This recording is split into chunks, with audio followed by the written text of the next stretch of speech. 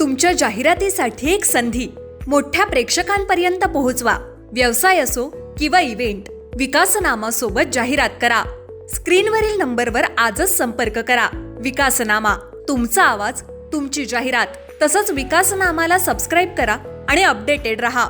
नमस्कार, मी विकास Mirgane. विकासनामा digital platform मध्ये आपलं सर्वांचं स्वागत. चर्चा करतोय कर्जतच्या राजकारणासंदर्भामध्ये उपसभापती परिवर्तन विकास आघाडीचे अर्थात ठाकरे गटाचे चित्रा जगदीश ठाकरे यांची वर्णी लागलेली आहेत आणि उपसभापती म्हणून ठाकरे गटाला बहुमान मिळालेला आहे. या अनुषंगाने आपण निवडणुका झाल्यानंतर आता उपसभापती निवडणूक झाली, सभापती निवडणूक झाली, याच अनुषंगाने एक ठाकरे गटाला एक तरुण आक्रमक असलेल्या तरुणांच्या घरामध्ये ही संधी देण्यात आलेली आहे. याच अनुषंगाने आपण चर्चा करतोय अर्थात ठाकरे गटाचे नेते असलेले जगदीश ठाकरे. सर, स्वागत आहे विकासनामामध्ये. नमस्कार. खरं तर तुमचं अभिनंदन. तुम्ही किंग मेकर झालात, उपसभापती निवडून उपसभापती पण झालं. अशा दोन गोष्टी खरं तर तुम्हाला संधी मिळालेली आहे. खूप बहुमान आहे तुमच्या घरामध्ये आणि तुम्हाला सुद्धा. काय सांगाल या दोन्ही गोष्टींबद्दल? नमस्कार. सर्वप्रथम तुमचे आभार मानतो मी, आपण इथे आलात.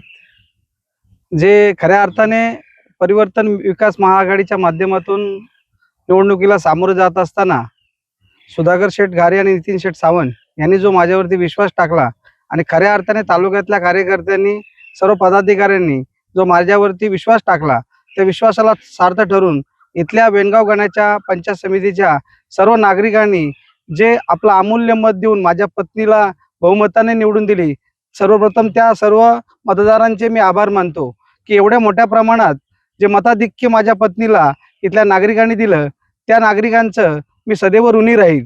कारण मी त्यांना हात जोडून त्यांचे आभार नाही मानत, तर खऱ्या अर्थाने विकास त्यांच्या घरापर्यंत आपण नेला पाहिजे या प्रामाणिक हेतूने आम्ही पंचायत समितीमध्ये माझ्या पत्नीच्या माध्यमातून आणि सभापती नमिताताई सुधाकर घारे यांच्या माध्यमातून तालुक्यामध्ये काम करत असताना प्रामुख्याने माझ्या तालुक्याचा विकास कसा होईल आणि माझ्या तालुक्यातील गोरगरीब जनतेला न्याय कसा मिळेल आणि मूलभूत ज्या सुविधा माझ्या या तालुक्यामध्ये आहेत त्या मूलभूत सुविधा मी सोडण्याचा माझ्या पत्नीच्या माध्यमातून, सभापती मॅडमच्या माध्यमातून आणि सर्व सदस्य, पंचायत समिती सदस्य यांच्या माध्यमातून सोडण्याचा प्रामाणिक प्रयत्न पहिल्या दिवसापासून सुरू केलेला आहे. सर, ही आरपारची लढाई होती.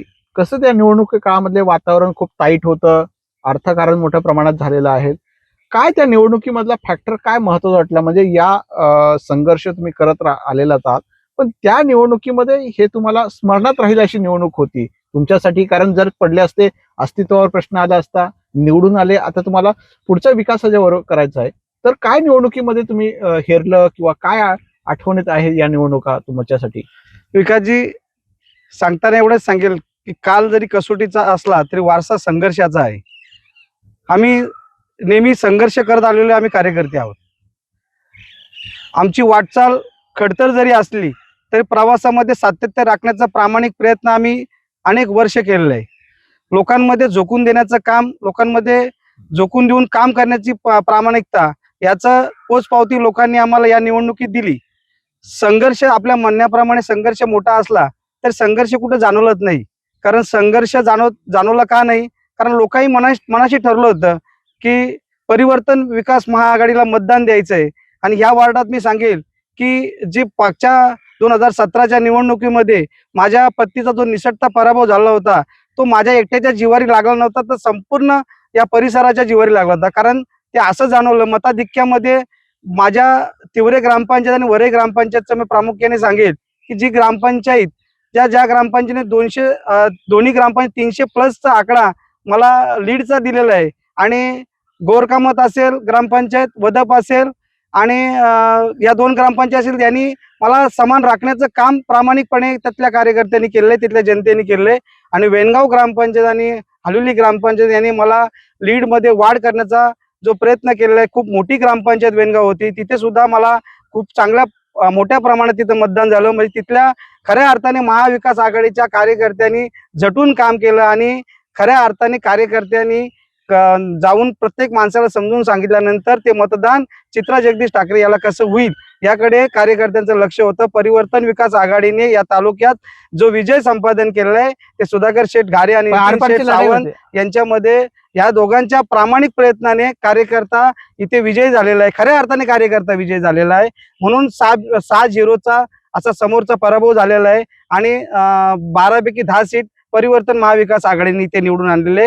त्यामुळे माझं सांगण्याचं तुम्हाला एवढंच तात्पर्य आहे की परिवर्तन विकास महाआघाडीला लोकांनी प्राधान्य या तालुक्यात दिलेलं आहे. आरपारची लढाई होती, आरपारची लढाई म्हणताना नाही येणार, कारण पैशाची होती का? पैशाची लढाई मी 100% सांगेल. पैशाची लढाई ही नव्हतीच. जनतेने मनाशी ठरवलं होतं का आपण कुणाला मत द्यायचंय, त्यामुळे म्हणून एवढ्या मोठ्या प्रमाणात आपला विजय संपादन झालेला आहे. हुकुमशाही नको का?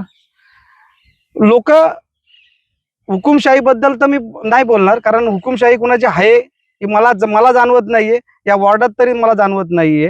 हुकुमशाहीपेक्षा लोकांनी प्रामाणिक काम करणाऱ्या एका तरुण कार्यकर्त्याच्या पत्नीला मतदान दिलेलं आहे. सर, कर्जत मतदारसंघामध्ये विविध प्रकल्प सध्या सुरू झालेले आहेत. तुमच्याकडे महत्वाची जबाबदारी म्हणजे तुमच्या पत्नीच्या नावावर सगळे उपसभापती आहेत.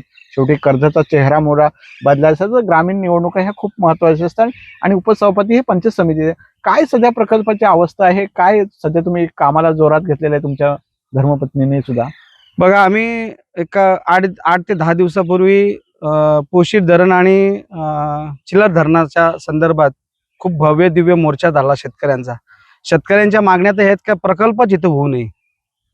आणि मी सुद्धा हे सांगेल की जनभावनेचा प्रशासनाने आणि सरकारने विचार करावा. धरण कर्जतला होतंय, पण आमच्या कर्जत तालुक्याची प्रामुख्याने पाणी टंचाई हा एक प्रमुख भाग आहे. मग त्यातलं किती टीएमसी पाणी तुम्ही पहिलं कर्जतला ठेवणार आहेत आणि पुढे नंतर देणार आहेत? याची तरतूद जर कुणी केली नसेल आणि याची तरतूद जर तुम्ही सरकार या माध्यमातून जर आपण केली नसेल, धरणाला 100% आमचा विरोध होईल.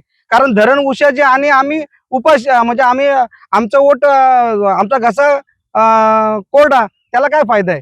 तालुक्याला जर धरण होत असेल, आज तालुक्यामध्ये धरणं होत आहेत, प्रकल्प येत आहेत, त्या माध्यमातून विकास होईल आपलं म्हणणं आहे. परंतु किती टीएमसी पाणी हे कर्जत तालुका घेऊ शकतो, तो किती प्रमाणात तो पाणी आपण साठा करू शकतो, याचा सुद्धा विचार सरकारने केला पाहिजे. कारण जे काही धरण येत आहे ते कर्जतमध्ये येत आहे. कर्जतमध्ये धरण येत असताना कर्जतची पाणी स्वतःची समस्या आहे ती सोडवण्याचा कोणी प्रामाणिक प्रयत्न करत नाहीये. आज आम्ही पंचायत समितीच्या माध्यमातून सभापती आणि उपसभापतीच्या माध्यमातून आम्ही पाणी प्रश्नावरती तालुक्याची आढावा मीटिंग घेत आहोत. तर तालुक्यामध्ये कमीत कमी 70% भाग हा पाणी टंचाई दिसत आहे. मग पाणी टंचाई दिसत असताना सरकारने आम्हाला किती टीएमसी पाणी देणार आहेत? आमच्या शेतकऱ्याला काय मोबदला देणार? आणि आमच्या शेतकऱ्याची इच्छा आहे का? पहिलं म्हणजे आमच्या शेतकऱ्याची धरण होण्यासाठी इच्छा आहे का हे सुद्धा बघा. की धडधांग्याने इथं जमिनी घेतलेल्या आहेत आणि त्या जमिनी त्यांना दुप्पट तिप्पट भाव मिळावा म्हणून इथं धरण होतंय का? या सुद्धा चौकशी करून निष्पक्षित चौकशी करून त्याच्यानंतरच विचार करावा. आणि पुढे होत असला टोरंटो हा देशासाठी वीज निर्मिती करण्याचा मोठा प्रकल्प आहे. हा प्रकल्प किती चांगला आहे आणि किती वाईट आहे या दोन्हीकडे आपण प्रामुख्याने पाहिलं पाहिजे. इथे होत असताना इथल्या शेतकऱ्याला त्याचा मोबदला त्याच्या मनाभावाप्रमाणे भेटतोय का नाही याकडे बघितलं पाहिजे. आणि सर्वात पुढे जाऊन मी सांगेल की याचे जे दुष्परिणाम आहेत याचा सुद्धा एका विशिष्ट ज्या लोकांना त्यातली त्या गोष्टीमधले इंजिनियर आहेत, ज्या गोष्टीमधले जे प्रमुख आहेत त्यांना माहिती पाहिजे का याचा दुष्परिणाम काय होणार आहे का. आणि तिसरा प्रश्न राहिला, इथल्या तरुणाला रोजगार काय भेटणार आहे? याची शाश्वती कोण देणार? याची शाश्वती नुसत्या बोली भाषेवरती नव्हतं लिखापट्टीमध्ये असावी. माझ्या तालुक्यात जर प्रकल्प होत असेल, राजकीय नेते सेटलमेंट इथेच करतात ना. कोंढाण्यामध्ये तसंच झालं, रिलायन्स मध्ये झालं. म्हणजे हे आता प्रकल्प येतील, टक्केवारी येतील किंवा टेंडर होईल, लोकांना कामं दिली जातील, मग हे सगळे प्रश्न जसे ते राहतील ना. विकासजी, आपल्याला आपल्या माध्यमातून एवढंच प्रामाणिक सांगेल की ज्या वेळेला हा प्रश्न उठवण्याची वेळ येईल त्या टायमाला आम्ही सर्वजण एक मताने एक दिलाने एकामेकाच्या खांद्याला खांदा लावून या सेटलमेंट करणार नाही, पण तुमचे नेते करतील ना. हा गैरसमज. आमचे नेते आमचे नेते कधी सेटलमेंट केला गेलेत? आमचे नेते, आम्ही सत्तेतच नव्हतो मित्रांनो. आम्ही सत्तेत आजपर्यंत नव्हतो. आम्ही सत्तेच्या बाहेर आहोत. या 13 वर्षामध्ये आम्ही सत्तेत नाहीयेत. मग आम्ही कुठे सेटलमेंट केले? मग सत्ताधारी सेटलमेंट करत असतील, पण आम्ही लढवया शिवसैनिक आहोत. आम्ही लढवया शिवसेनेचे मावले आहोत. ज्या वेळेला लढायची जरूरत येईल त्या वेळेला शिवसेना पुढे असेल, परिवर्तन विकास महाआघाडी या बरोबर असेल. आम्ही प्रकल्पाला विरोध करणार, आम्हाला विरोधाला विरोध नाही करणार, आम्ही प्रकल्पाला विरोध करणार.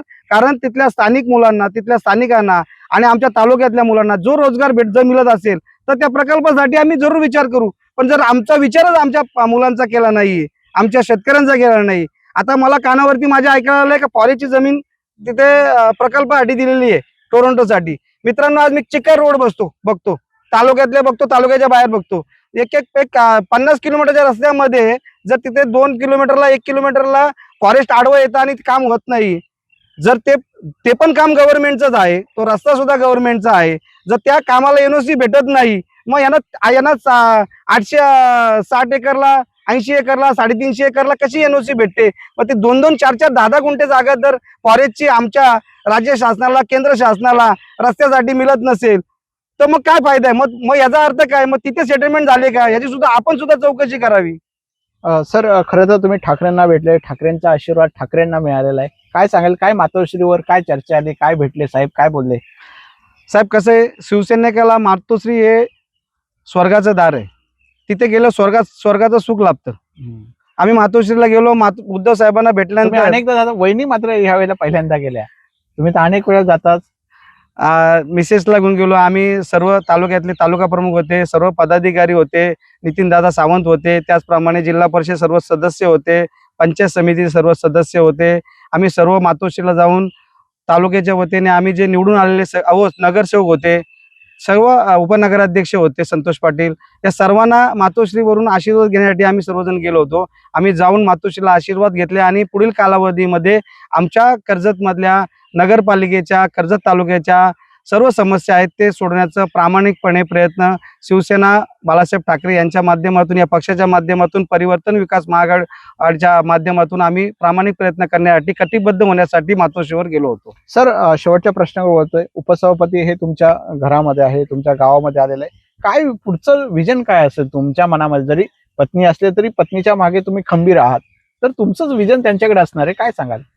विकासजी, आपल्या माध्यमातून एवढंच सांगेल की सभापती असतील, उपसभापती असतील, नमिताताई या कर्जत तालुक्याच्या सभापती आहेत. त्या सुधाकर शेठ घारे यांच्या पत्नी आहेत. खूप चांगल्या प्रकारे प्रशासनावर त्यांची पकड आहे, खूप अभ्यासू आहेत. त्यांच्या बरोबरीला खांद्याला खांदा मिळून माझी पत्नी चित्रा जगदीश ठाकरे ही काम करते. ही सुद्धा ग्रामपंचायत सदस्य होत्या, त्यामुळे तिला सुद्धा कामाचा अनुभव आहे. काम करत असताना सभापती आणि आम्ही उपसभापती या माध्यमातून तालुक्यात ज्या प्रश्नांवरती पहिल्याच दिवशी कामाचा जी चुणूक असते ती सभापती उपसभापतींनी दाखवलेली आहे. तालुक्याला एक आशा आहे की खऱ्या अर्थाने गोरगरिबांचं, पंचायत समिती म्हणजे गोरगरिबाचं काम करण्याचं एक साधन आहे. तळागाळातल्या नागरिकांपर्यंत, आदिवासी वाडीपर्यंत पोहोचण्याचं साधन हे पंचायत समिती आहे. पंचायत समिती तुम्हाला 10 लाखाचा 20 लाखाचा टेंडर देणार नाही, परंतु जे गरजू लोक आहेत, ज्यांना 2 लाखाचं 3 लाखाचं जी कामं, विकासाची कामं पाहिजेत, ती कामं पंचायत समितीच्या माध्यमातून होतात. पंचायत समितीच्या माध्यमातून घरकुलांची कामं असतील, मोठ्या प्रमाणात या तालुक्यामध्ये, जवळजवळ या रायगड जिल्ह्यामध्ये सर्वात जास्त कामं जर घरकुलांची कुठे होत असेल तर माझ्या कर्जत तालुक्यामध्ये. ती प्रामाणिक करण्याचा प्रयत्न, त्याचप्रमाणे पाणी टंचाईवरती मात करून कर्जत तालुक्याला पाणी कसं मिळेल याकडे प्रामुख्याने आमची वाटचाल आहे.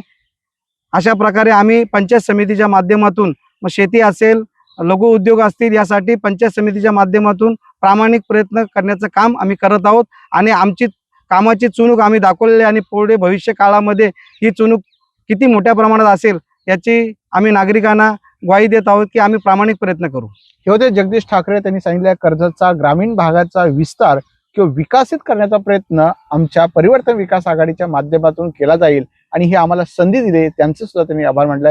सर, खूप खूप आभार आणि शुभेच्छा. तुमच्या जाहिरातीसाठी एक संधी मोठ्या प्रेक्षकांपर्यंत पोहोचवा. व्यवसाय असो किंवा इव्हेंट, विकासनामा सोबत जाहिरात करा. स्क्रीनवरील नंबरवर आजच संपर्क करा. विकासनामा, तुमचा आवाज, तुमची जाहिरात.